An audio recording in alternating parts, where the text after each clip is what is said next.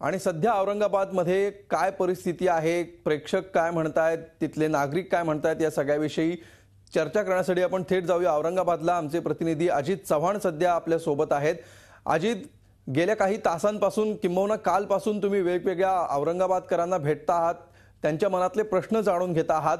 आता काही तासामध्येच काही वेळामध्येच हा चर्चेचा लाईव्ह कार्यक्रम झी24 तासचे प्रेक्षक पाहू शकणार आहेत। काय नेमके औरंगाबादकर म्हणतायत, काय प्रतिक्रिया आहेत औरंगाबादकरांच्या?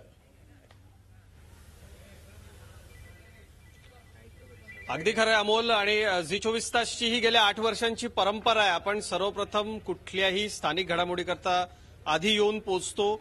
महापालिका निवडणुकांकरता देखील महाराष्ट्रात सर्वप्रथम झी24 तास बाहेर पडले। आपण औरंगाबादमध्ये कालपासून दाखल झाले।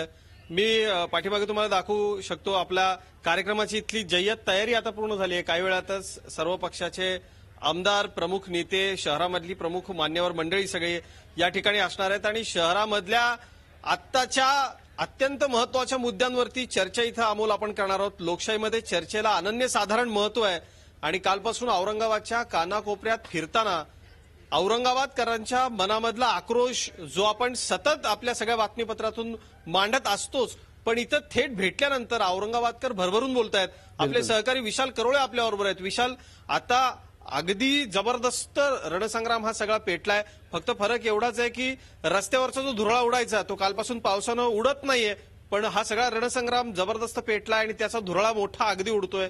काय नेमकी शहरामध्ये आता परिस्थिती आहे? राजकीय धुराळ्याचा विचार केला तर आता फार मोठ्या प्रमाणात हा धुराळ उडतोय। 22 तारखेवर मतदान आलंय, त्यामुळे सर्वच पक्ष आता प्रचारात आघाडी घेताना दिसत आहेत। आरोप प्रत्यारोपाचं राजकारण रंगतंय। मात्र या सर्वात दुःख इतकंच आहे की अजूनही विकासाबाबत, औरंगाबादच्या विकासाबाबत कुठलाच पक्ष गप्पा मारताना दिसत नाही किंवा कुठलाच पक्ष याबाबत नागरिकांशी बोलताना दिसत नाही। फक्त राजकारणी एकमेकांवर आरोप करण्याचाच धन्यता मानतायत, तर काही पार्टींमध्ये जसं औरंगाबादमध्ये एक नवीन उदयास आलेली MIM नावाची पार्टी आहे, यांच्या अंतर्गत लाथाळ्यामुळेच शहराचं वातावरण खराब होतंय। त्यामुळे एकूणच या सर्व गोष्टींचा विचार करता यावेळेसची निवडणूक चांगलीच स्फोटक होणार असं चित्र दिसतंय।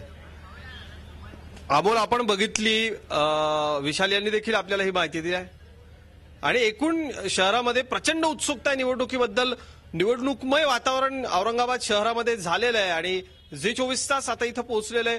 मी आता आपल्या या बातमीपत्राच्या माध्यमातून औरंगाबादकरांना आमंत्रण देतोय या खुल्या चर्चेमध्ये सहभागी होण्याचं। आपण कृपया या झी24 तास थेट मुंबईवरून आपली सगळी ही भली मोठी टीम, जशी की आपली दरवर्षी येते प्रत्येक निवडणुकीत औरंगाबादकरांचा आवाज बनण्याकरता सर्वप्रथम झी24 तास येतं आणि ती परंपरा आपण कायम ठेवली आहे। आज औरंगाबादकरांना आपण आमंत्रण देऊया की MGM कॉलेज, औरंगाबादच्या MGM कॉलेजच्या प्रांगणामध्ये हा आपला कार्यक्रम होतोय।